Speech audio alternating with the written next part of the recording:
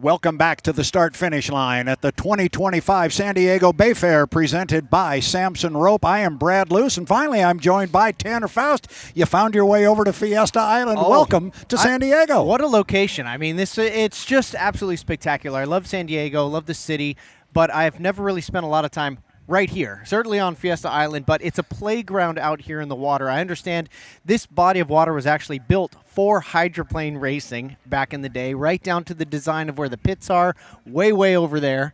But having the tower here and the vantage point from here with the ocean in the background, just an incredible location to go racing. Wait till he sees a boat on the race course. There's quite a view up here. It's pretty good. And we are getting ready to go racing because H1 Unlimited Heat 1 is on deck. And we're going to run down the boats that are going to be in that heat. But before we do, we had qualifying yesterday. It was pretty fast and furious, my friend. We're going to throw it down to the pit area now. We're going to let Erica Allreed kind of get some commentary and some reaction to yesterday's qualifying. We just wrapped up our final qualifying session of the season, and much like we've seen all year long, our current national high points leader, Andrew Tate, rose to the top with his fastest qualifying lap being a 1:63. He has spoke volumes about the team and the efforts they've put into that boat and that program this year, and it's certainly shown in the results. And right behind him, his teammate Dave Villwalk posting a 1:61. Dave told me coming into this weekend they were searching for more speed, and they've certainly found it. But now he said they need to get the boat more under control. Next up in our qualifying efforts, we have the U9 Beacon Plumbing of Corey Peabody, who won the Gold Cup here on Mission Bay last year. So looking forward to another good effort from him and the team this weekend. Behind him, his teammate J. Michael Kelly, who sits second in the national high points. And last but certainly not least, Jamie Nielsen and the Flavor Pack Machine. Looking forward to seeing what he and the team can do here this weekend. Yeah, now just to remind our fans, this is a clock start. We're going to start in 4 minutes to 1 mark. 4 minutes from right now will be the start of the heat. But right now, the drivers do not know what lane they are going to race in. Now, Dave could hang a left right now. He's not going to. He could have hung a left-hand turn right now. If Jamie's going to do it, he can come down and turn left, but he's not going to be able to get in front of Mike and Corey, who are already coming off the bottom end of the race course. Corey on an inside lane versus Mike up the backstretch, and now Corey's going to pull up alongside teammate J. Michael Kelly. So this is the race before the race, Tanner. Nobody knows where exactly they're going to be when they hit the start-finish line, but they've all got a plan to get where they want to be, and looks like Dave is just going to cruise the race course slowly all the way around to try and claim lane 1. You're looking at Corey Peabody in the 9 at the top end. He's up there with teammate J. Michael Kelly, who's right behind him as we come up on 3 minutes. 3 minutes. Now, while the two most assertive boats, the Beacon Electric and Beacon Plumbing boat, the white and red boat out front there, are teammates, you never know how much communication there really is. Is there a plan within the tent of, okay, you take lane 1, I'll try for lane 2, we'll gear for those lanes, or do they, are they 90% open in the tent and they leave that last 10%? Although we do hear from JMK some misfiring a little bit coming up the start-finish line. Ooh. So Corey just cut the race course there. I believe that was just checking to see where he cut across the race course to go to the backstretch. So he is on the back. To answer your question, I'm sorry, I got distracted by where Corey cut the race course. By where he went across, I was just checking on a course map to make sure he was okay. But to answer your question, I think this is very much an open competition between the two. I don't think there is a plan between the two because, quite candidly, they are number 2 and 3 in national high points. They both have a shot to win, and there's literally a handful of points between the two. Between the two boats, there are 2 points between them. So anything is open here as we come up on a minute 30. Our score up is 1:15. That means the boats can't cross the start-finish line until 1 minute and 15 seconds. It's going to be Jamie Nielsen coming down here first. He is going to be on an inside lane, and then we'll keep an eye on Corey and Mike as they're coming up behind. We are 1:15. It appears to be a legal score, but everybody is rocking and rolling with the exception of Dave Villwalk. And so Vilwalk's going to put himself on the outside, and clearly, Tanner, it appears as though that's where he wanted to be. He didn't even try and get in this mess and mix it up for an inside lane. He seemed pretty happy with that, but the speed they've got to go to get from the 115 score up around to a proper start is still impressive. I mean, they're still driving through hallways and shooting rooster tails through the corners. Yep. It's going to be interesting with the start-finish line so far down the straightaway.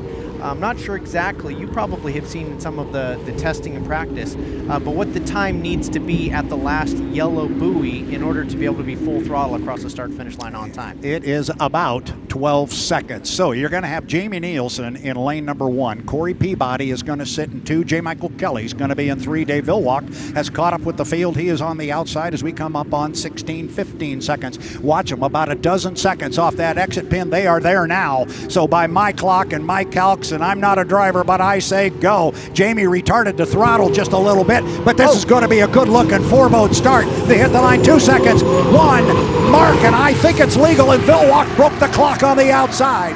Dave Vilwalk looked like he was right on the mark, and then it was Corey Peabody in lane number 2 was the second one across the line. Nielsen was across in 3rd on an inside lane, and then it was Kelly trailing the field, running in a hallway, and look at Vilwalk and Corey Peabody. The start is clean, and look at the run off the exit pin. Tanner, this is a good race for 1st and 2nd and for 3rd and 4th. Both drivers pushing it absolutely to the limit. You can see Vilwalk as they go by the bridge, get the gust of wind, floating the boat half of the straightaway, just walking it with those sponsons off the water. Incredibly risky, and side by side going into turn 2. Corey is really in this national high points race. He really wants to win this heat, but Dave is here to say, I have come to play, and the 27 is quick, and he's showing me an awful lot of speed on the outside. It's going to be Dave Vilwalk with a 1-boat length lead as they cross the start-finish line at the completion of lap number 1. Then it's Kelly running in 3rd, Nielsen running in 4th. Vilwalk is really showing me something, Tanner, on that outside lane. He sure is. They've broken away that 7-boat length and that rooster tail that you mentioned. There goes Corey. Corey is up and over.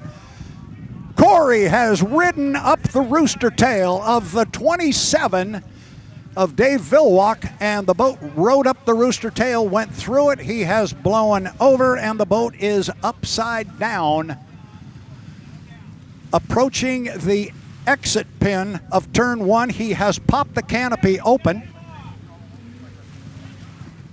So the rescue boats are headed over to Corey Peabody, who unfortunately rode up the rooster tail. He's out of the 27, and the rescue sleds will find their way over. So we will just have to wait until we get official word. It appears as though the canopy did, or the hatch on the bottom of the boat did pop open. You see all our boats are dead in the water right now. They have all shut down. There is a red flag on the race course. So I think we're going to queue up a replay here. We've got a shot from a drone, which is going to give you a pretty good look at the lanes as the boat. Here's from the ground, or the water level view, and you see Corey getting caught in the rooster tail, and as close as he was to Dave, once you get into that rooster tail, and you see Corey slide out a little bit there, and then he got into the rooster tail, and it's all over at that point. Yeah, so then there's the question of, did Dave leave the lane in the following buoy, or does he just get a huge amount of grip right there essentially and cut in? But if you look at his distance from buoy to buoy, yes, he pinches a bit, but even when he gets to the next buoy, if they keep on playing forward, he still has left a lane open all the way to the end of that corner.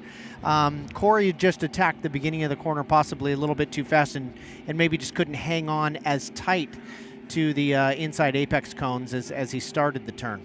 And we can report officially that the H1 officials just to our left have ruled there was no infraction on the water outside of the accident itself. So they have ruled that Dave did leave enough room there for Corey. You'll see Corey here, he starts sliding out. There the front end of the boat came up, and the skid fin may have come unhooked. When that happens, you're moving to the right and going so quickly. The boat it almost seems to me that it possibly corkscrews or flexes when it hits the water, and there you see Corey getting out of the boat, and there is the signal that they are supposed to give if they are okay. That is the hands clasp above the head, which he does. And you can tell right there is some severe frustration. And there's the hands on the helmet. Again, a lot of pieces and parts laying on the water, but you don't know. What looks good is the bottom of the boat there. The hardware all seems to be there and intact. You're looking at the skid fin on the right side of the boat and a propeller and a rudder. Everything seems to be good there. In Seattle, we saw them throw parts and pieces all over Lake Washington, but it was all cosmetic. And they were able to get the boat back out on the water literally under an hour. So it's going to take a while.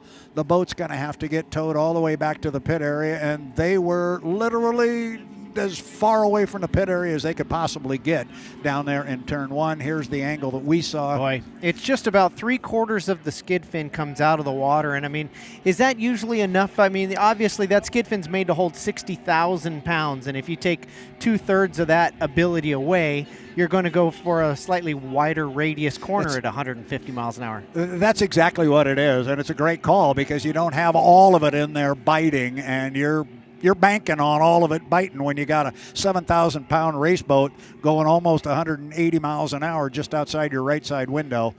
And boy. Now here's the twist you're talking about. And it sure does twist it. And obviously these boats are just incredibly rigid and incredibly strong. A lot of the motion you see is in the rear wing or spoiler back there flexing.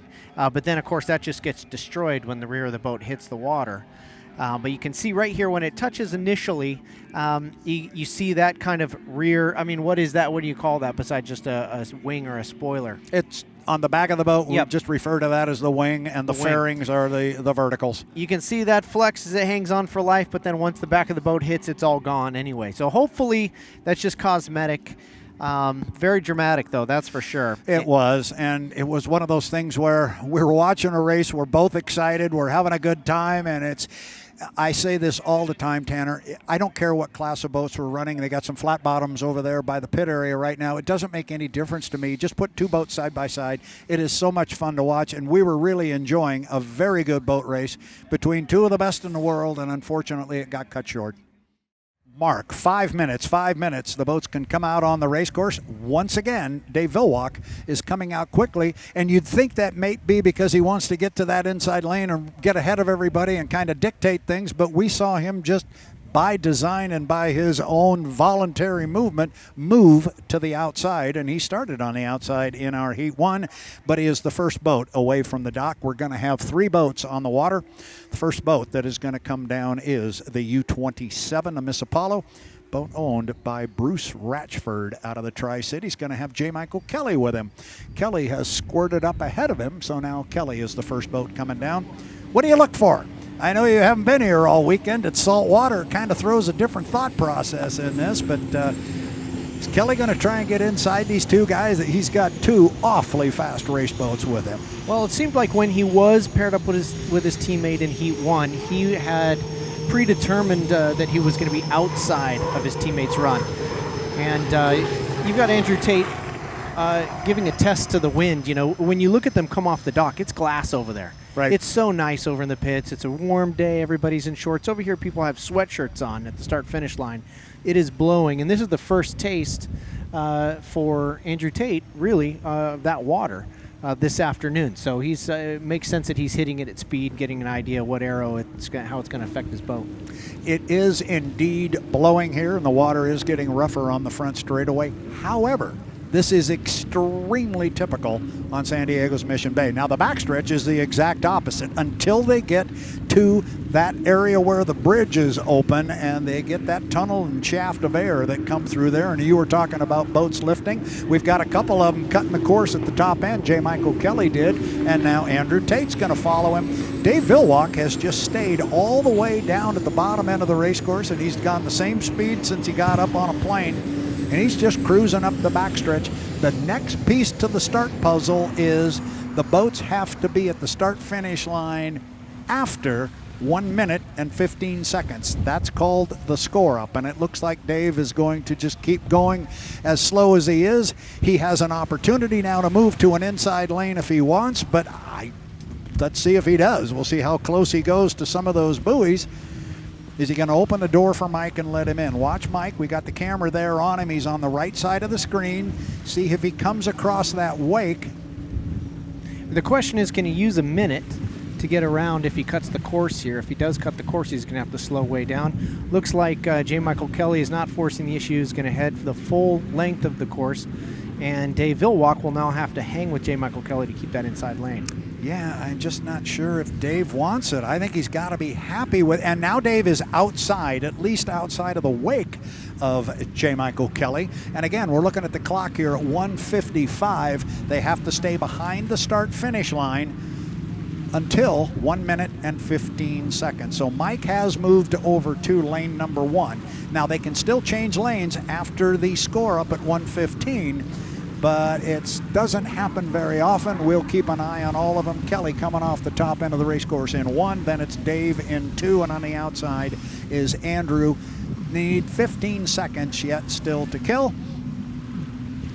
And they will come down. Looks like we will not have anybody pushing this too hard for the score up. We're 5 seconds, 4, 3, 2, 1, mark. 1:15. Now Dave's got to be careful here. He doesn't want to get too far back behind those guys and get in any rooster tail spray of J. Michael Kelly as the rooster tail falls to the outside in the lower corner. A lot of lane space there. Andrew gave a lot of room off to his left. Yeah, spotters are just below us here in the tower. Hands are just on the buttons, constantly feeding them information about rollers, timing, what the other drivers are doing. Obviously, there's no, not great visibility out of these cockpits when looking back. So spotters are critical in a situation like this. Boy, watch Andrew Tate. He is definitely trailing the other 2 boats. He's going to be on the far outside. I mentioned yesterday during the testing, he was doing a lot of timing runs right up against the outside course marker. He is going to try and pack a whole bunch of speed coming to the start-finish line as we hit 20 seconds until the start. Kelly is in 1. Villwalk is in 2. And it's Tate on the outside. We're inside 15 seconds to the start. They square up and come down. I like where they are. They were about 10 seconds off the exit pin, and now we're 5, 4, 3, 2, 1. Mark. Man, what a start for J. Michael Kelly. It appeared to be clean, and Kelly was, we have a clean start. Kelly was right on it, Tanner. He sure was. Andrew Tate had speed on him on the outside, looking to keep that speed all the way around, and stuck in the hallway, but very close is Dave Villwalk, getting bounced around a little bit there in the first corner. Second place coming off the corner is Andrew Tate. He's on the far outside. Villwalk giving ground in between boats. Look at J. Michael Kelly running like a rocket up the backstretch, but he's got a right side rear view mirror that is full of U91 and Andrew Tate. It is Tate and Kelly at the top end. Villwalk has decided, I'm going to drop back and not play in this game. He was in a tough spot being behind and between boats. Kelly off the top end of the race course. There comes Andrew Tate. Remember, fans, we're going to go 3 times around. Kelly flying the boat, got a lot of air underneath it. Andrew Tate wants to run him down, but it's Kelly by about 4 boat lengths, Tanner. Honestly, Andrew Tate has shown the speed in qualifying to be able to get this job done. He knows that. He's definitely not backing down as Dave Villwalk did. When they round this corner, point it into the wind, the amount of air they put under these boats is just, frankly, scary to watch. And you notice when they go through the corner, when we get that shot from the drone, Andrew Tate is not staying real close to the side of the rooster tail of J. Michael Kelly. He does not want that salt rooster tail to fall onto his boat. The salt is just his nemesis. But now he's closing ground at the top end of the straightaway here, up toward the pit area in the SeaWorld turn. But Kelly's still got lane position on the inside. They're going to come down to pick up the white flag with 1 to go. Kelly on the inside. Where's Andrew? There he is off the top end. This is going to be a fast final lap. Andrew really hugging his rooster tail around that last corner there. You can see he's going for it on this lap. Oh my gosh, he's flying it so high across the start-finish line. He did fly the boat across the start-finish line. I thought he may have to pull his foot, and that might have been the end of the heat, but he stayed on it and was able to bring it back down. He is definitely closer to Kelly this time than he was on the last time they went down. Kelly has opened up maybe another boat length in the lower corner, and this is it. This is the white flag lap. The checkered flag will fly as Dave Villwalk comes back. He will across the start-finish line to get the white flag on to start lap number 3. Backstretch still Kelly by about 4, maybe 4.5 boat lengths. He's got to just negotiate the top end of the race course and come down and pick up a checkered flag, and this would be a big one. He would love to have it. J. Michael Kelly. Kelly off the exit pin right there. Where's Andrew? Staying right with him. Checkered flag is now hanging. They've got to just put the pedal down and bring it home, Tanner. Very impressive. J. Michael Kelly showing the speed of that number 8 boat throughout the season. Even with the number 1 lane, he may not have been able to keep up with Andrew Tate chasing him on the outside, but man, he did not give an inch. He did not. That was a whale of a run for J. Michael Kelly. Wow. An awful lot of, we know there's so much speed in that 91, the Goodman Real Estate, but Mike got the jump at him on the start.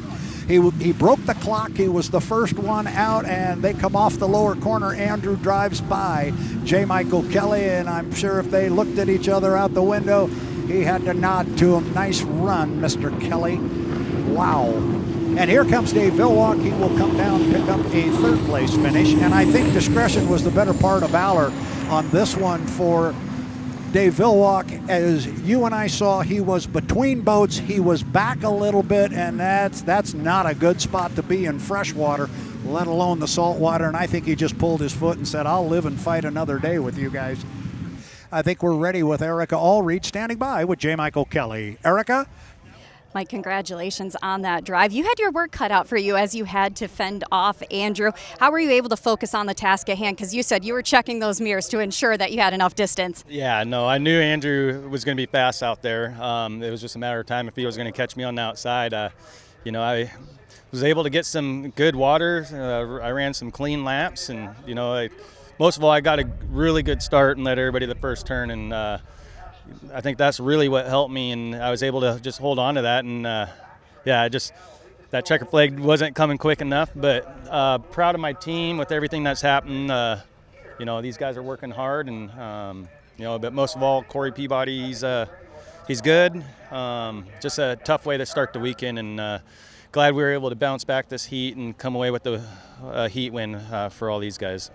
And we were chatting earlier, and you said it's been kind of an up and down season for you. So how much of this win wasn't just wanted but needed to kick off your season finale weekend? Yeah, I mean, we've been just, a little bit of struggles here and there with the boat. At times it runs really good, and other times we just can't find it. And it just, but this weekend we came in with a game plan, and we tried something, and we've stuck with it. We haven't really had to make a bunch of changes, and I'm happy with it. The guys are happy with it, and we just continue to look at the data, see if we can make some tweaks. We got a really good race boat right now, and maybe we can make it just a little bit better. Keep Andrew and those guys in our rearview mirror. It definitely helps.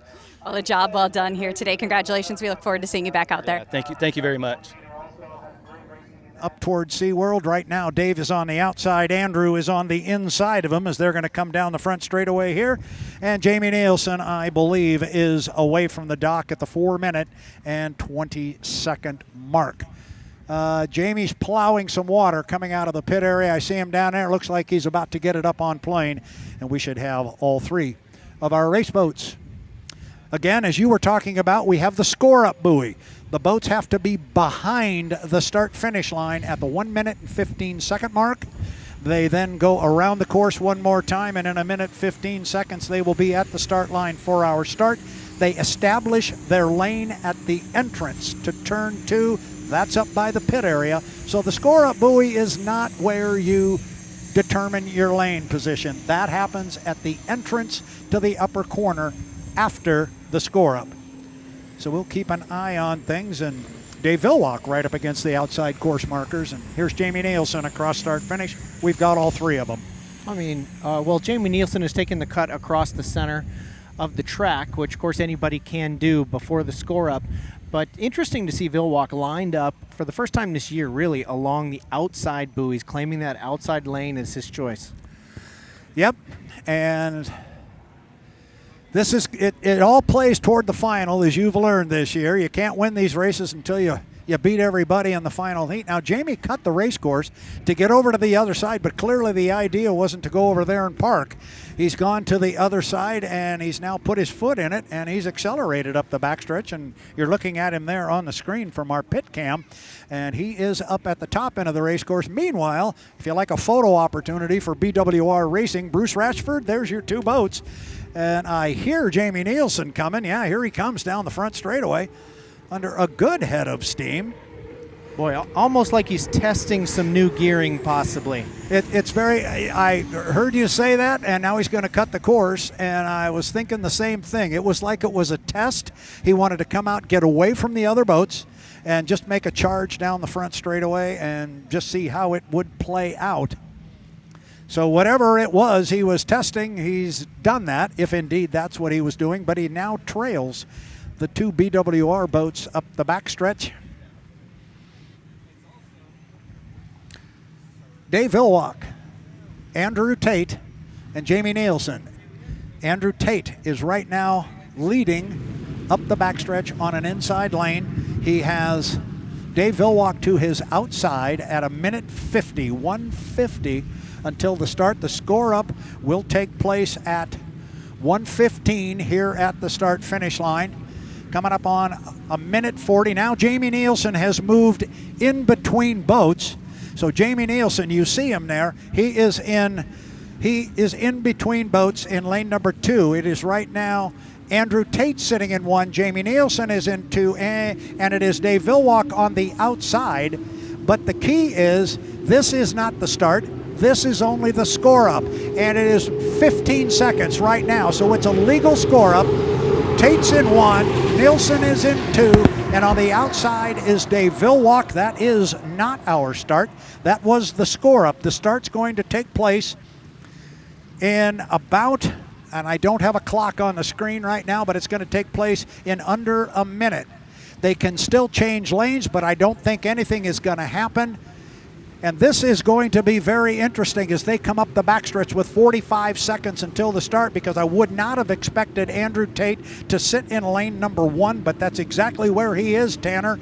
He is sitting in lane number 1. Jamie's in 2. Dave Villwock is on the far outside as we approach 30 seconds until the start.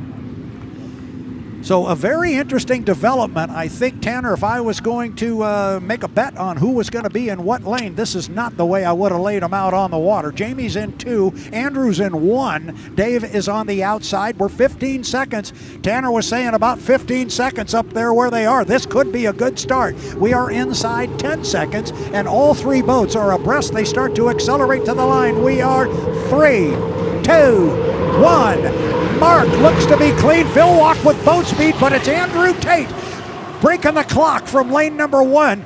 The start is clean. It is a legal start, and they go 3 wide to the lower corner. Now they got to get through, and everybody's got to stay dry, especially Jamie Nielsen in between boats. It is going to be Andrew Tate getting to the exit pin first, and he is into there and gone. Now second place on the outside, Dave Villwock, and there's still a lot of speed with Jamie Nielsen. He's running in 3rd, and he's giving ground to Villwock, but Villwock is trying to make a run at Andrew Tate, Tanner. Yeah, Villwock planned that one perfectly. He just didn't want to be in Jamie Nielsen's situation in the middle, falling back into that hallway. And there is still a chance. You know, Villwock has shown huge speed in qualifying second. However, the person that qualified first has just taken the inside lane and is moving and a little bit running away, possibly, in Andrew Tate. Yeah, and he's got his spotter right down here in front of us telling us exactly where Dave Villwock is.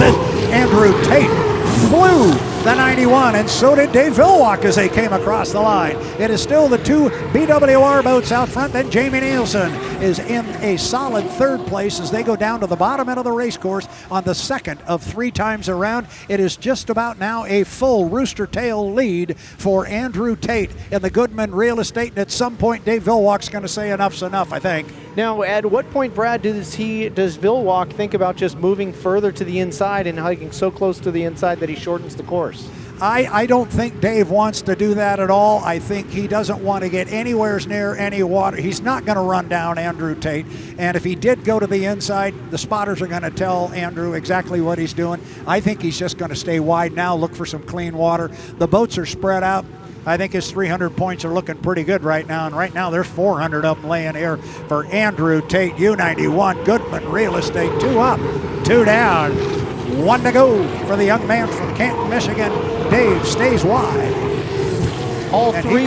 Yes. All 3 boats looking really nice around the whole course. Right before they get to the start-finish line and they hit that channel of all of that wind-blown, all those waves, they just take a tumble over those waves, and you can see him put the nose back down on the water just after that. It is a delicate balance that they are doing. Jamie Nielsen is looking at Dave Villwalk ahead of him, thinking, I'm gaining a little bit, but Dave knows right where he is. I think the positions they are in now, as we get a big gust of wind in our face coming across the water, up to the top end of the race course. Andrew Tate, he's making this one look easy. He will tell you it is anything but this one's looked pretty good for Andrew Tate and the Goodman Real Estate. This is really going to help him in the national high points chase. His magic number was about 1,300. It's going to drop to about 900 when he comes across, and he does, with a first place finish in our H1 Unlimited Heat 3. Here comes Super Dave. He will come home with a solid second place and 300 points, 225 for Jamie Nielsen in the flavor pack. So aside from maybe the lane position at the beginning of the heat, I think that one kind of went maybe the way we might have expected. Well, it certainly went in the order of qualifying, and we haven't seen Andrew really favor that inside lane much throughout the season, since he does have quite a bit of boat speed. But in this case, it's probably the cleanest place to be if you can get a confident start. There you had Dave Villwalk learned the lesson by getting trapped in the middle in the previous heat and decided, you know what, I'm just going to choose the outside lane. That way I can stay dry regardless of what happens, whether I'm ahead or behind. Yeah, and I think you're hitting the nail right square on the head. I think he got caught there in the middle last time, didn't want any part of it this time, and made sure he got a lane that was a little bit more advantageous. Congratulations on that drive. You got out to the front and never looked back from there. Walk us through that one from your perspective. How did that race unfold for you? Slowly but surely, I guess. We all kind of just left the pits and stayed pit. But I guess if no one wants the inside lane, we'll take it. Makes things a little bit easier. Helps when you're the first boat there at the start-finish line, too, when the clock hits 0. So hats off to the Goodman crew, BWR Racing. Saturday's over, here comes Sunday, Championship Sunday. So we'll put our best foot forward tomorrow, and looking forward to having some fun. And Brad had mentioned that one kind of looked easy for you. Did it feel that way? There's some sweat on my brow, I think. I don't think any of them are too easy. You know, Dave's obviously got a real fast boat. He qualified second. And then wasn't quite sure where Jamie was going to go with the flavor pack or what he was going to do. But, you know, everyone did a good job out there. We'll take them when we can get them. I wouldn't call any of them easy. Thanks, Brad. Well, we look forward to seeing you on Championship Sunday. Congratulations to you and the team. Guys, back to you. Yeah, if the teams were hoping to get some testing done this morning, that's out of the window because we're going to rerun a heat from yesterday with 4 boats running at the 9 o'clock session. So it's straight to racing, which in a race weekend, I'm more familiar with car racing. It's always nice to have a little test, a little warm-up first thing in the morning to do a shakedown or an installation lap, they call it. But not going to happen today for the guys. The pressure's on. It is on, and looking at the clock, we are 3 seconds to 1. Mark. 5 minutes. Our H1 Unlimited hydroplanes can come out on the water, and as we saw yesterday, every time Dave Villwalk in the U-27 Miss Apollo, he seems to want to be the first boat away from the dock. He is again. So Dave Villwalk is away. You see the U-11. That is the Miss Flavor Pack with Jamie Nielsen. He, too, is away from the dock, and we will expect also the red and yellow U-8, the Beacon Electric and J. Michael Kelly. This could be a very interesting heat. Kelly ran really, really well yesterday. He knocked off Andrew Tate, got the jump on him at the start, and was able to hold off a very fast U91 Goodman Real Estate. There's still boats here, and this thing is still way up in the air. He sure did, but what a different course than it was yesterday, especially where we're sitting. We're right in the channel of wind, where by the afternoon we'll be almost white caps. And right now the entire course is absolutely pristine and glass.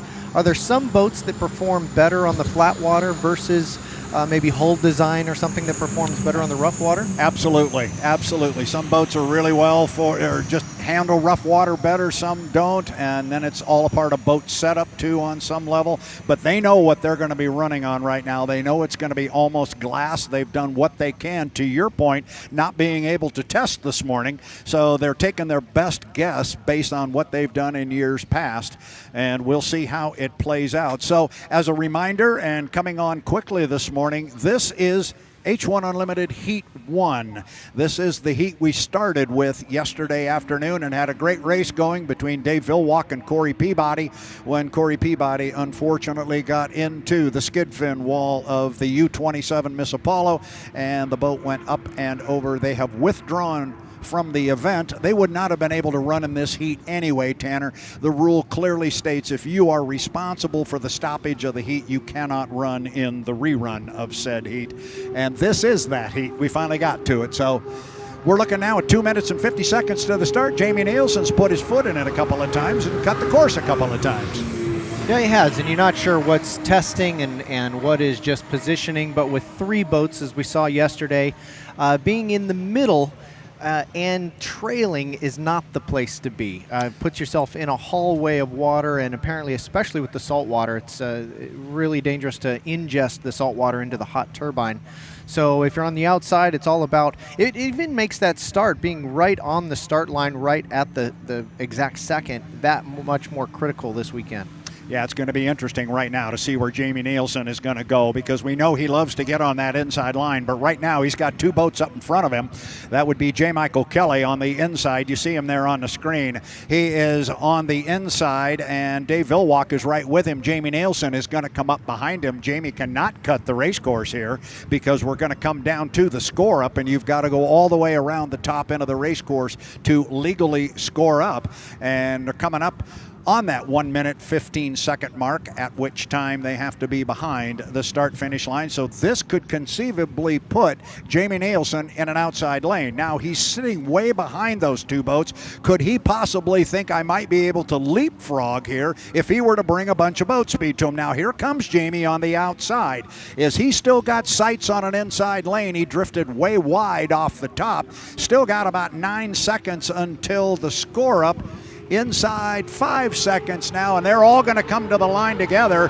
Mark, there is the 1 minute 15 second mark, and there was a perfect example, Tanner, of radio guys and spotters on the race course letting Dave Villwalk and J. Michael Kelly know exactly what Jamie Nielsen was doing. Sure enough, you can see Jamie Nielsen go a little wide on that last corner because he was a little early to be top speed. It's from that yellow buoy coming onto the start-finish. They need about 12 seconds to get to the start-finish line. He was a little bit early. The other guy spooled up in the nick of time and made sure that he couldn't leapfrog them enough to legally cut over to the inside. So our lanes are established. Yeah, the lanes are not yet officially established, but to Tanner's point, they are. Nothing is going to change at this point. J. Michael Kelly is going to be in lane number 1. Dave Villwalk is going to be in between boats again. He got in there yesterday and didn't like it. He was back a bit, and I think he took the best decision and just said, I'm out of here, fell back, and took a 3rd place finish. Look for Dave to be on the line when the clock strikes 0, and that's going to happen in about 14 seconds from right now.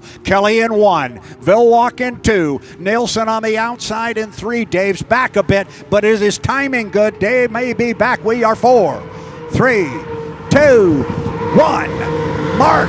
Start looks good from here, and Villwalk is in between boats, but he was the 2nd boat across the line. Nielsen broke the clock, but Kelly's got lane position in the inside lane. Tanner, it's a clean start, and Kelly's down there first. Boy, somehow Kelly and Villwalk have been able to pass Jamie Nielsen, just come into that first corner. It's literally 3 abreast, though. Dave Villwalk doing a great job of staying in the clean air up the middle there, but man, the boat speed that JMK has on the inside. Yeah, we saw Dave Villwalk stick the white nose of the U-27 Apollo out in front of J. Michael Kelly as they came off the corner, but then Kelly quickly pulled it back up on him and has now got a lead up at the top end of the race course. Where is Dave? He's right on the outside of Kelly. There's Dave as he swings out to about lane number 3. It is Kelly on the inside with a bit of a lead on Dave Villwalk as they come down to put the first of 3 in the books. It is H1 Unlimited Heat 1, and it's a dandy right now. Kelly again, Tanner, with that inside lane is showing an awful lot of boat speed. Sure enough. I mean, Dave Villwalk did qualify second, has been showing boat speed all weekend, but these guys with the glassy water, not much to risk, really flying the boats high on the straightaway. And look for Dave Villwalk to use that additional boat speed that he's shown earlier in the weekend to make a run here in the last 2 laps. Yeah, Kelly had a good corner down there, and he was able to open up a little bit of water on Dave, and he is really flying the 8 like he likes to do. Jamie Nielsen is running a solid 3rd place right now in the U11 MS Flavor Pack, but the race is out front, and it's only about a 4, maybe 5 boat length lead for J. Michael Kelly over Dave Villwalk in the 27 MS Apollo. Kelly with a nice corner at the top end. Dave swings out a little wide, trying to keep the RPM up. Going to try this way of running down Kelly, but he's flying the boat, the U8. J. Michael Kelly, he's got almost a rooster tail now, Tanner. He's flying that U8. That's as high as I've seen J. Michael Kelly fly the boat out of a corner all season. I mean, maybe it's the calm conditions, or he's just got a lot of confidence in the boat, but by getting it out of the water on the exit, which he gets it really high in that corner, it just allows the boat to accelerate up to speed sooner. It looks like Dave tightens it up there a little bit, but I don't think he really did. I think it's the angle from where we are. It's almost a full rooster tail. In fact, it is, and I think Dave just said, all right, the shouting's over in this one, and Dave is going to drop back, let Mike walk off with a victory here if he can complete one more time around. He's just got to do about a quarter of a lap. He is in the final turn off the top end of the race course. It's the final lap. The checkered flag is now hanging here at start-finish line. His spotters have said he is all by himself. J. Michael Kelly, the U8 Beacon Electric, flying the boat down the front straightaway, and it's another victory for Strong Racing and the U8 and JMK. Boy, he just wanted to show you the bottom of the boat one more time, didn't he, Tanner? Sure did. I mean, it's amazing. I haven't seen them run with such calm water. They really are able to precisely get that boat all the way out of the water on the exit and not necessarily worry about it walking back and forth on the tip tops of the white tops, or white caps. So Dave Villwalk in the U27 Miss Apollo comes home in 2nd place. Gave it a good run for almost 2.5 laps and then pulled his foot and said, all right, Mike, you got me. And Jamie Nielsen comes home in 3rd place. Interesting point here, Tanner, with what we saw yesterday and what we just saw in that heat. Our top 2 qualifiers, the U91, the Goodman Real Estate with Andrew Tate, and the U27, a Miss Apollo, and Dave Villwalk were the top 2 qualifiers. Kelly's beat them both. Andrew Tate right now, his magic number is 837 points. So any combination of points that Andrew Tate gets the rest of the day, or points that are not gotten by J. Michael Kelly, any total of those that gets up to 837, they'll be the national high points champion. And we've got boats out on the water right now. It's 4 minutes and 35 seconds to the start. Tanner, let's go racing, bud. Let's do it. All 3 boats are up and running at the 4 minute and 25 second mark, so they came out quick on us. Things are happening fast here at the San Diego Bayfair, and I'm telling you, what you're not seeing is all the racing on the other side of the pond here, but man, it's been busy. And here comes our H1 Unlimited. So there goes Jamie Nielsen in the flavor pack, coming right behind him, and you're looking right down the barrel of the U8, the Beacon Electric, and right now he's got Andrew Tate on his hip. And remember, fans, those of you who may be new to this, it's a fight for lanes format. And so the boats, when they leave the dock, do not know what lane they will be running in. J. Michael Kelly's done a good job of finding an inside lane and been successful there, but Jamie Nielsen seems to be the master at it. He's way out in front of everybody else, Tanner. He is. Totally different approaches to getting your preferred lane. I love that about the race before the race. Everybody has a different approach, whether it's sit at the dock until the last minute and then just jump out and cut the course halfway through to get the inside lane, or just speed around and confuse the other drivers and other spotters until you get to that 1 minute 15 critical time when everything has to be stacked up. I thought we might see Jamie Nielsen saw off the top of the race course and cut across it. He has done that a couple of times recently, but he did not this time. He instead went all the way up to the SeaWorld turn, and he's coming down the front straightaway now. I suspect he might cut the race course here. He may go all the way down. Either way, he's going to find himself behind Andrew Tate and J. Michael Kelly. You're going to go, Jamie? Nope, he's going to head all the way down. So a different start procedure certainly this time for J. Michael Kelly and Andrew Tate, and that's the whole thing. You know all about this, Tanner. You can't become predictable, and clearly Mr. Tate and Kelly are not being very predictable. This is a new procedure for the two of them. It sure is, and unique to this event is it's salt water. So where in some previous events, if somebody wanted to crawl around, they could go slow enough that the boat was actually in the water, pushing water, and that water would spray over the front of the boat and go into the engine, and it was fine when it was fresh water. But in the salt water, they really have a minimum speed they need to be up on plane at all times to keep that salt water from getting drawn into the turbine. Yeah, and these guys are going to have to be careful. If they can't cross the start-finish line here in front of Tanner and myself until 1:15. Well, they got 2 minutes, and they are at the top end of the race course. This is similar to what we saw last time with Jamie Nielsen. I think we believe he wants to be on an inside lane, but is he going to try and do a slingshot and come around these guys? He could still leapfrog and maybe get inside as our drone follows along with Andrew Tate and the U-91. The Goodman Real Estate, they are already on the front straightaway with 1:39 until the start. Keep an eye on Jamie Nielsen behind the field. We'll see what he does as you're looking at the two leaders coming down. Looking at, they still got 15 seconds to kill. Jamie's going to be definitely behind the field coming down here, the field being JMK and Andrew Tate. Jamie's wide open throttle now, putting on, he may get enough speed delta that he can overlap. And there was the mark. It clearly was a clean score up. Andrew Tate, now remember, we've got these special saltwater rules going on here. You cannot move in front of another boat unless you have 7 boat lengths or a full rooster tail, whichever is longer. And I would, boy, this is interesting because clearly right now, if Andrew wanted to, he could move left. JMK may have a problem.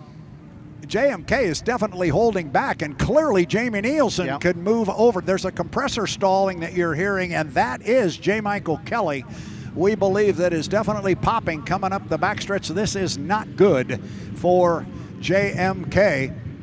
And Andrew is going to find himself on an inside lane up at the top of the race course. It is going to be Jamie Nielsen sitting on the outside of him and way back behind the field, and now starting to plow some water is J. Michael Kelly. The U8, the Beacon Electric, as far as being competitive in this heat, he is out of it. And this is going to belong to Andrew Tate and Jamie Nielsen. Inside 4 seconds, we are 2, 1. Mark, boy, that's ragged. We got one boat crossing the line here. Jamie Nielsen has not yet come across. He does now. And I'm not sure that Jamie doesn't have some sort of a problem here, but clearly Andrew Tate does not have a problem. And J. Michael Kelly is now completely dead in the water on the backstretch.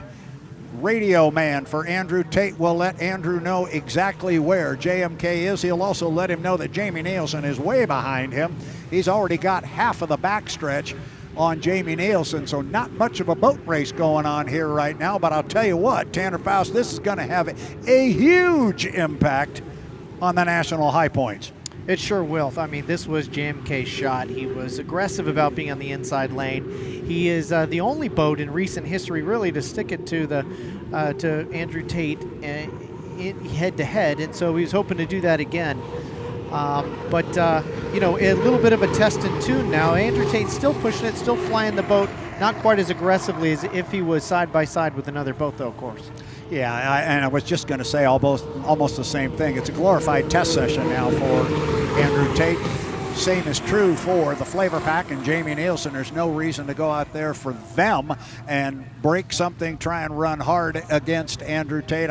They were definitely late to the start. I don't know what that was. Mike's trying to start the U8, and there's a lot of smoke out the back of that turbine motor. As the boats go up the backstretch, you're going to see Andrew Tate go by the Beacon Electric.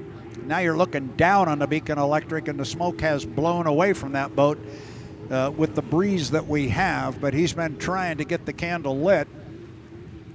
So we are on lap 2 of 3, and it is not much of a race this time. And it is Andrew Tate going to come down, pick up a white flag with 1 more to go. I mentioned this will have big implications in the national high points. The amount of points, the magic number was 837.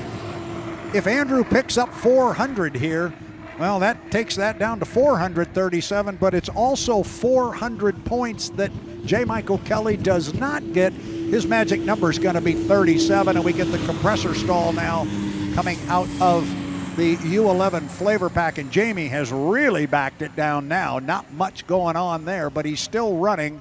The same, unfortunately, cannot be said as the lid is now up on the U8. The Beacon Electric, J. Michael Kelly has thrown in the towel on trying to restart. Now, the engines these are running are helicopter turbines, 3,000 horsepower, but fairly simple compared to the engines, for example, that might be in the Grand Prix boats, the piston engines. We rarely see problems like this. Could this have something to do with the salt water or end of the season, or how could this be attributed to? If I had to, I would say to answer that question as Andrew Tate picks up the checkered flag,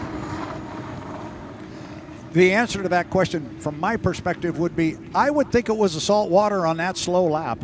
When they came out and just crawled around, I kind of wondered about it. He got pretty low in the water, and there was a lot of water coming over the nose. If some of that gets in there, I mean, that's the end of it. I don't think it's end of the season. They brought down their strong engines. They didn't have... Now, I wouldn't think that was the problem, just being the end of the year, as Jamie Nielsen comes by and he too picks up a checkered flag. So, no, I don't think that's the issue. I'm just wondering if maybe it wasn't just they went too slow and he got some salt in the intake. I mean, the 2 boats that were crawling slow were certainly the ones that had the problem. So once those turbines are good and hot, get any salt sticking to those blades, clearly can be a problem a lot faster than you might think. Andrew, smooth and steady from start to finish in that one, as both of your competition faced issues in that one. As you saw J. Michael Kelly drop dead in the water, and probably heard from your spotter that you had good distance on Jamie in that one. Was it a Sunday drive from there? Yeah, honestly, it didn't feel too much like a boat race, unfortunately. Got the win, obviously. That's nice for us and the team and the points and all that, but there was the real losers were the fans, and I feel bad for Mike and Jamie there. I'm not sure what happened to him, but a bit anticlimactic here at the end of the year, unfortunately. A couple more to go. Hopefully they're a little more exciting. Well, we look forward to seeing you back out there in the final. Best of luck. Thank you. The magic number for Andrew Tate is 37 points. So if he finishes and clears tech, he's in. So you're saying there's a chance? I'm saying there's a chance, a pretty darn good chance. Let's take a look at what's going on, because we got 4 boats out here in H1 Unlimited, Heat 5. Yeah, we sure do. We're about 3 minutes and 30 seconds down on the clock. Remember that 1:15 mark. They've got to get stacked up before the 1:15, before crossing the line to choose their lanes. So that really is only leaving us with 2 minutes now before that happens. Yeah, everything happens pretty quick. Coming across start-finish lines, J. Michael Kelly. He makes a hard left-hand turn. Let's see what Andrew does. He's coming right down to the same spot. I did have a conversation with Corey Peabody. He came over here after you left. I talked to Corey up here, and I said, what happened to Mike? He said, I think it was just going too slow and too much salt. All that, kind of what you and I thought. So apparently we're getting lucky at this, is what that means. Yeah, we'd rather be lucky than good, that's for sure. Now, I don't have experience racing these boats, but I did strangely grow up racing Hobie Cats, so I'm used to reading the wind, and I am telling you that we are getting puffs of wind across the middle of the course that are much stronger than we've had in the last 2 days. So I imagine the drivers are getting a feel for that, especially as they're going upwind on that back straightaway. But that will definitely be a factor once they get up to speed. 2 minutes and 25 seconds, 2:25 to the start. JMK is approaching the top end of the race course. You see him on the right-hand side of the screen. Now, we just mentioned that he had perhaps a salt ingestion issue in his last heat. It appears this time, Tanner, he's keeping the nose up a little bit higher. Translation, he can't slow down much more than that or risk getting himself having salt on the intake. Now, coming up behind the field, you just saw Jamie Nielsen scoot by Andrew Tate, and he's going to put himself in lane 3 with Andrew on the far outside. It is Dave Villwock going to sit in lane 2, but the lanes are not yet established. 1:50 on the clock, and as Tanner said, they got to stay behind the start-finish line here right in front of us. They can't cross it until 1:15. Now, as they round this corner, the last buoy you see there, the yellow buoy, from there they can pretty much be full throttle as long as they have 12 seconds to go. That seems to be how the timing is worked out. And right now they're at 15 seconds, and that's 12 seconds there. So they can be full throttle. They'll be just a tiny bit early, but you see JMK doing a nice job establishing himself on that inside lane. Yeah, and right now what Mike is doing is protecting that lane 2-1 mark. 1:15, and apparently is a clean score up, and yeah, that might be the best looking start we've seen all weekend, but that wasn't the start. That was just our score up, but it looked pretty good. Andrew Tate's going to take him down to the bottom end of the race course and go way wide. Mike is in lane 1, Dave Villwock in 2. Jamie's got himself in lane number 3, and he's back, and he doesn't want to be back there where he's going to get wet, but in looking down from the drone, I think he's okay. He's got a dry lane there as he comes up the backstretch. He gets a little close to Dave there, but he's okay. So now it's a matter of putting your boat on the line. When the clock strikes 0, we're coming up on 35 seconds. As Tanner said, the sweet spot seems to be about 12 seconds off the exit pin. It's one thing to hit the line when the clock strikes 0. It's another to do it with about 185 miles an hour of boat speed. Now, I've got to say, I don't know if it's just from J. Michael Kelly in that red boat being a little bit off the inside lane. There was not a lot of room for 4 boats. So we come around looking for that 12 second, and we're at 11 seconds already, so everybody should have a clean start here, and it's wide open throttle to the start. Jamie Nielsen leading them down here. Here comes Dave. We are 3, 2, 1. Mark appears to be clean. Andrew Tate's going to bring him across the start-finish line. He is going to break the clock, but he's doing it from lane number 4, but he's got a lot of boat speed. But he's also got a lot of boat speed off to his left. Down to the bottom end of the race course, J. Michael Kelly's the first boat we see, but there's Dave Villwock. Villwock in a U-27. He's got about 2 boat lengths on Kelly as they get to the exit pin. Somewhere out there is Andrew Tate. He is on the outside of the backstretch. He actually is ahead of J. Michael Kelly, and he is right outside his teammate, Dave Villwock. Now Kelly starts to get some top end speed here, and the inside lane will pay him some dividends. From where we're standing, Tanner, we haven't seen Andrew Tate yet. No, we sure haven't. He's been on the outside there. Dave Villwock flying the boat as high as he have all weekend and just getting the sponsons on the water before the corner. He is making a run for it, crossing after lap number 1, at least 3 boat lengths ahead in first place. Wow. Good run for Dave Villwock. He's got the lead. Kelly is hanging tight on the inside. It's almost a dead heat across the start-finish line between J. Michael Kelly on the inside and Andrew Tate on the outside. Now Villwock not giving a lot of room to that from his lane 2. He really didn't give a lot of room to J. Michael Kelly, and he had to back out. Kelly had to pull the foot, so now it is the 2 BWR racing boats up the backstretch. It is Dave Villwock with the lead. He is inside of Andrew Tate.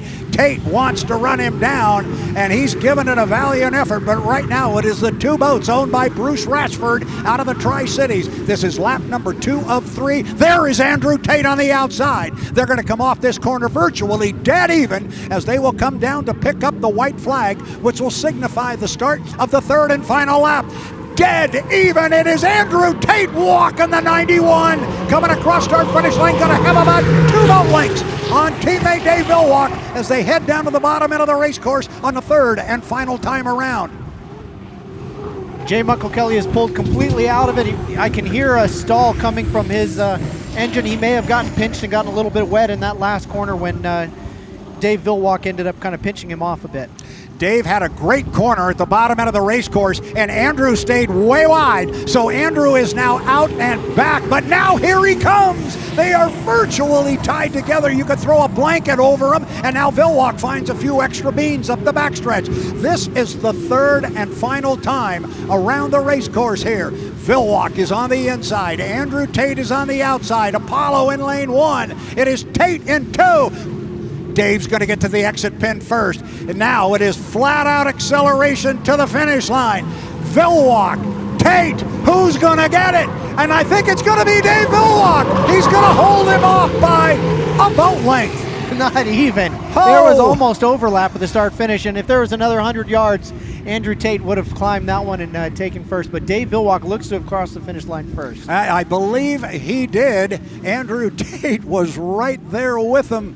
Bruce Ratchford, if you're watching this, holy cow, did they put on a show. Now here comes J. Michael Kelly, who was in the midst of it until I think he got, at least he felt like he got pinched or squeezed a little bit down there in turn one, pulled his foot, and he will come home and pick up third place points. Jamie Nielsen will come down in the Miss Flavor Pack, the U11, and he will come home in fourth. A 1 minute penalty on the U27, Dave Villwock, for encroachment down in the lower corner on J. Michael Kelly. So what you saw, what you thought might have occurred down there, the three guys down there with the authority badges on, they agreed with you. So that's what the call was. But Dave Villwock, who drove a very good race there, unfortunately it wasn't real good down there at the lower end of the race course. He got called for an encroachment penalty on J. Michael Kelly. That's why he pulled the foot and fell back to a third place.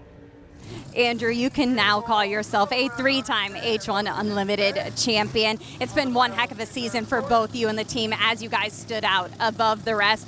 Where does this championship rank amongst the others? I think they're all special in their own way. I'd hate to try and rank them for sure, but second one with this group, first one for BWR Racing and Bruce Ratchford. So I think that's the kind of part that sticks out for me, is to make sure Bruce gets what he deserves and put his boat on top of the podium here. So congratulations to BWR Racing, Goodman Real Estate, and the entire team. Thanks for believing in me, guys. And wrapping this one up here in the heats, but we still have one more final to go. Is everything from here on out just a cherry on top? I do like cherries, but it's a final. No matter what, everyone wants to win the final. Maybe there's a little bit of a pressure relief, but I don't know. I've been preaching to the choir all year, one heat at a time, one lap at a time. Just another boat race. But yeah, we're going to go for it and hopefully put on the show that the fans here at Bayfair deserve. Business as usual. Best of luck to you and the team, and congratulations on this third championship. You got it. Thank you. Yeah, we'll see how he plays it. I was told that the Apollo that we're looking at there on the screen, that they've had the boat kind of set back at the finger piers there so as they could actually be moving forward and walking with the boat, keeping a hand on it, because they have to have a crew member with a hand on the back of that boat at the 5 minute mark. There you see that crew member walking with the boat away from the dock, and Dave is away. And if we were talking about boats coming out one at a time, I count 1, 2, 3, 4 that all came away from the dock at the same time. It is Tanner Faust time for the final heat. The final heat of the 2025 San Diego Bayfair. It is the Bill Muncey Cup. It is sponsored by Samson Rope. And we're going to have boats at the start-finish line in 4 minutes and 25 seconds.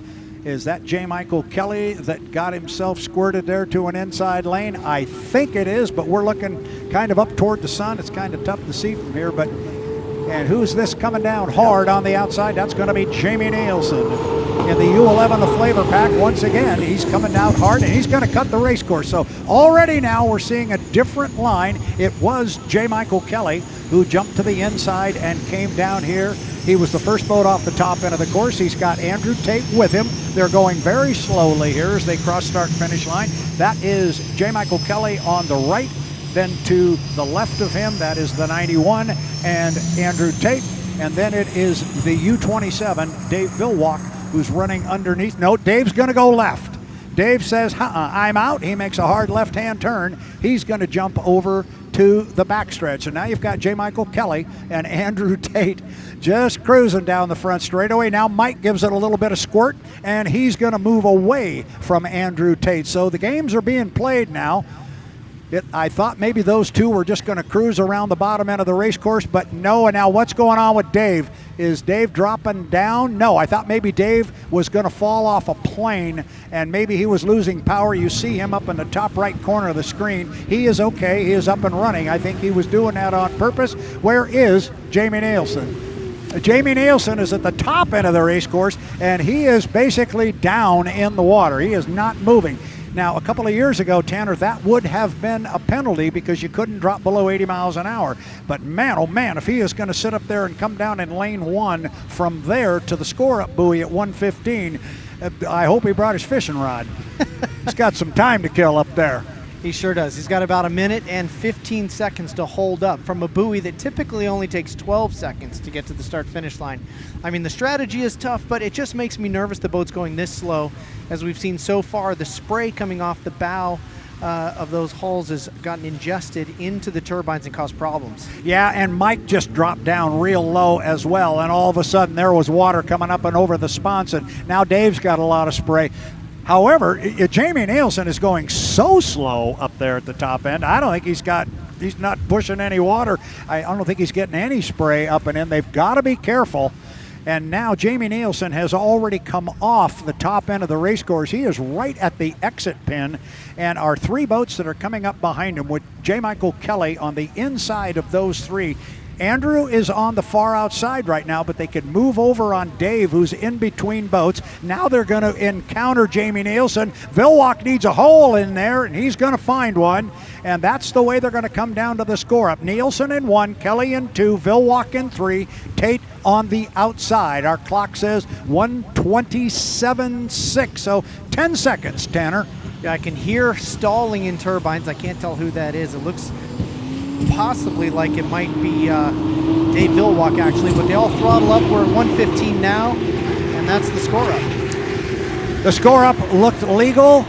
Kelly was the last one to jump on a throttle. He's back a little bit, but he's going to catch up with the teams very quickly, and all 4 of them are going to go down there with wide lane spacing. You see it on the screen. It is Nielsen in 1, Kelly in 2, Vilwalk in 3. If Andrew Tate's going to walk out of here with the Bill Muncey Cup, it looks like right now he's going to have to do it from the far outside, Tanner. Well, he's got the boat speed for it, and it looked like in the last heat he had the gearing for it as well, and that just may be the plan. Let those guys fight along the inside, take that space on the outside, keep it safe and fast, and use some of that straightaway speed. Andrew Tate has dropped off the pace. He's on the outside. He's moving. He's rolling faster than anybody is right now. And watch him on the outside. He's going to shoot around the outside of the boats to his left. And he's going to try and bring, of course they all are, they're going to try and bring as much speed as possible to the start-finish line. Inside 13 seconds. You like a 12-second mark? Ooh. I think you got it. We're inside. It is time to roll. It is the Bill Muncey Cup for 2025. We are 4, 3, 2, 1. Mark. It appears to be legal from here, and it's Andrew Tate who broke the clock, but he did so on the far outside, so he's got a long way to go. It is Nielsen way back, but on the inside, Kelly is in lane 2. He's going to come out of there. It's Kelly first, but he's got Vilwalk, or is that Tate? That is Dave Vilwalk that is right there with him on the outside. Oh, look at that run down the backstretch. 3 wide. Wow, Kelly in 1, and now Kelly starts to show boat speed. He is gobbling up the 2 boats from BWR Racing. We are 3 wide up the top end of the race course. Kelly in 1, Vilwalk in 2, Tater on the outside. Kelly gets up there first and hangs it on the hook. Michael Kelly. Vilwalk takes a ride into the rooster tail of Andrew Tate. We still have a green flag on the race course. I'm not sure what has happened. Right now, coming across our finish line, it is J. Michael Kelly. It is Andrew Tate. They are tied together as they put 1 in the books. And our boats are all up and running. Dave Vilwalk is back up and running, but our race is down to a 2-boat race right now. It is out front, and it is J. Michael Kelly. Now here comes Tate. Tate now sticks out by a boat length. Now making a boat length and a half off of Kelly. This is where Tate's going to try and pick this one up. He's got some boat speed. Now the last time up the backstretch, J. Michael Kelly had some boat speed and was able to gobble up Andrew Tate. Can he do it again? He's closing. He's about 2.5 boat lengths back as they prepare to go to the top end of the race course on the second of 3 times around this race course. Kelly is making up ground on the inside. A great run through the top end for JMK. It is Andrew Tate on the outside. We got a whale of a 2-boat duel going on, Tanner.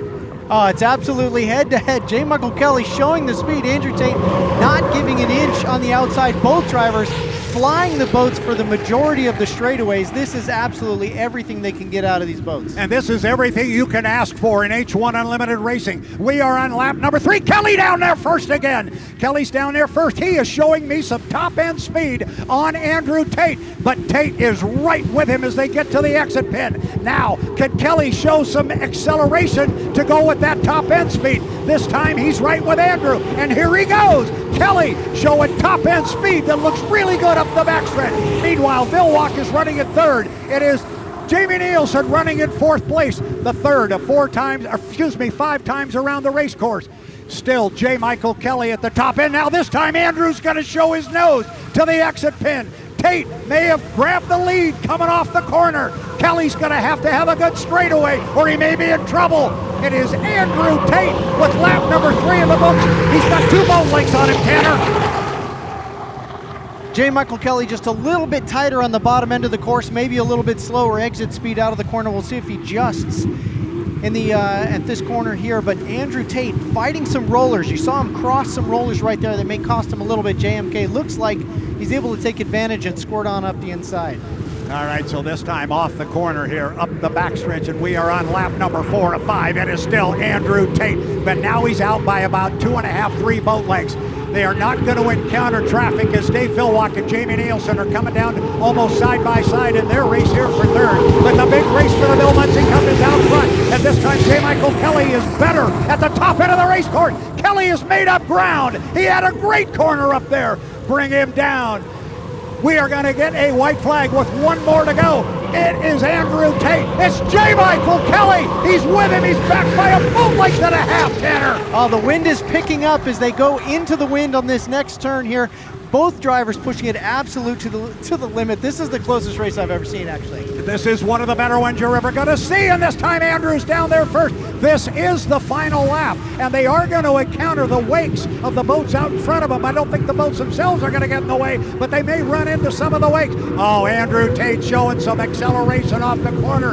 He may have just put himself in the good condition. Kelly really flew the sponson. Kelly's flying up the backstretch, and Kelly is closing ground. He's going past Andrew Tate as they get to the top end of the race course. It is J. Michael Kelly. Andrew Tate is with him. How are we going to come off of the corner? It is J. Michael Kelly in the Beacon Electric U8. He is going to come down. The checkered flag flies. It is J. Michael Kelly. U8 Beacon Electric, second place. Andrew Tate in the Goodman Real Estate. Coming across right now is Dave Vilwalk. He's got another lap to go. Oh my goodness. Wow. Okay, I'm going to sit down. Tanner, I don't know if we planned it this way, but it wasn't in my book to make sure we saved the best for last. That's as good as it gets. That was an amazing race with a pass in the very last corner of a long race like that. Just incredible. I'm just glad you just didn't jump off the tower, Brad. I get a little excited. That was really cool. That was worth the trip down. That was worth the whole thing. That was worth the whole season. My goodness. Boy, J. Michael Kelly finally puts it together after an entire season of fighting. Just an awesome result. Our third place finisher, Jamie Nielsen, comes across. I believe he's in third place, and I think Dave still has yet to finish. And Dave is up the backstretch right now. He is running outside J. Michael Kelly. He will come around. There you see on the screen, you see the U91, the Goodman Real Estate. There goes Dave Vilwalk. He turns inside of Andrew Tate. J. Michael Kelly has slowed considerably up the backstretch toward the top end, and I think he's going to take his time getting back to the pit area. Here comes Dave Vilwalk. I honestly did not see what happened to Dave up well, in the you top can end. you can hear compressor stalls just nonstop. He just got in the spray at that point and ingested just a lot of salt water, and that was the door closed. And he almost took a ride all the way up a rooster tail for the second time this season. He managed to avoid that, but the damage was done to his run at that point. J. Michael Kelly on top with the U8, the Beacon Electric. Well, that is the way they finished on the water. We are looking at the officials. We need to find out if it was clean on the water first. Then the boats have to go through the tech truck. Second place on the water to Andrew Tate and the U91, the Goodman Real Estate. Jamie Nielsen comes home in third with 225 points. And then it's Dave Villwalk with 169 points in the U27 in fourth place. So it was Kelly, Tate, Nilsson, and Villwalk in that order.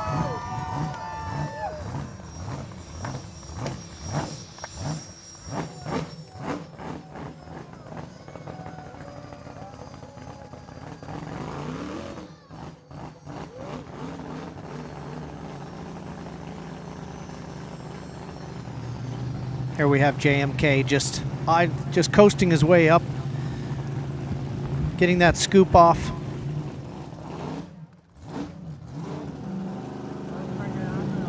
I mean, obviously they can't idle all the way up to the dock here, so they have to shut him off about 50 feet from the dock, and then oh man, his family's just waiting for him there. Oh man, what a happy guy though.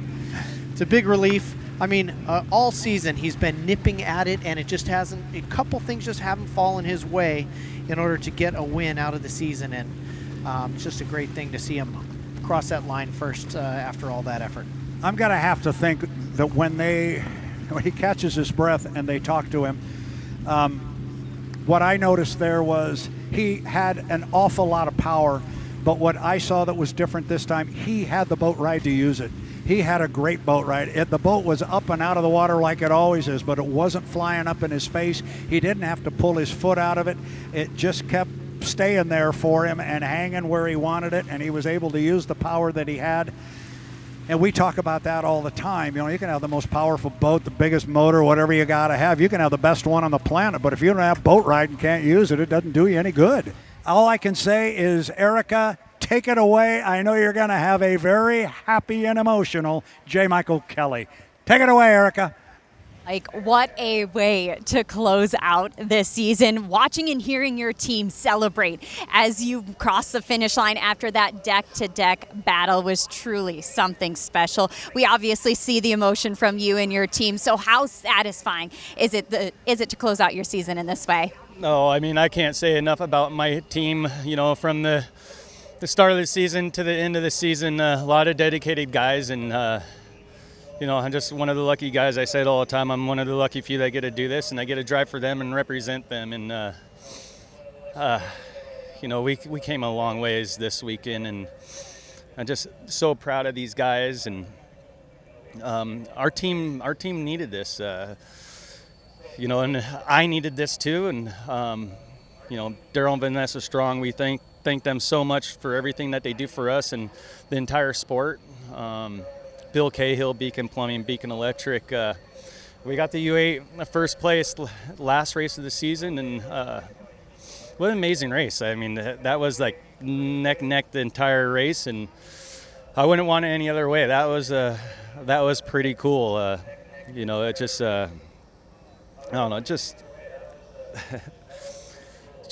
really thankful for this opportunity, and I hope I have a lot more years get to do this, and you know, I'm not ready to stop. You know, I love this sport, and I love being behind the wheel. Well, it was truly something special. You gave all of us something special to watch on this last one, but take me through that battle. What was it like from your vantage point? It was nuts. You know, like, we strategized and, you know, kind of came up with the game plan. The game plan changed while we were out there, and Jamie, the 11, got up there pretty early, and but we knew we needed to be on the inside somewhere. We definitely need to be on the inside of the 91 and Andrew, and we got up there. We got up there really early, and luckily everything worked out. We did that earlier in an earlier heat and took on some salt water, and it, you know, took us out of a heat race. So we gambled, and it paid off. It paid off in a big way, to say the least. A job well done, Mike. A testament to all the hard work you and your team put in this season. Congratulations. Yeah, thank you. Thank you, everybody. Love coming to San Diego. Thank you for everybody that put this race on, the officials, the media people, and especially my race team. Corey Peabody, you know, unfortunate incident for him this weekend, but he worked his tail off on his boat, pulling the parts off. He jumped over on the 1 liters and climbed under there and helped us fix the boats. You know, a lot of people, I know I'm going to leave out names, but love these guys, and just thankful for them all. And congratulations to Jim Seckler for his first victory as a crew chief, and of course the guy that talks to me in my ears, Tim Collins. A lot of hard work put in by all. Congratulations, Mike. Guys, back to you.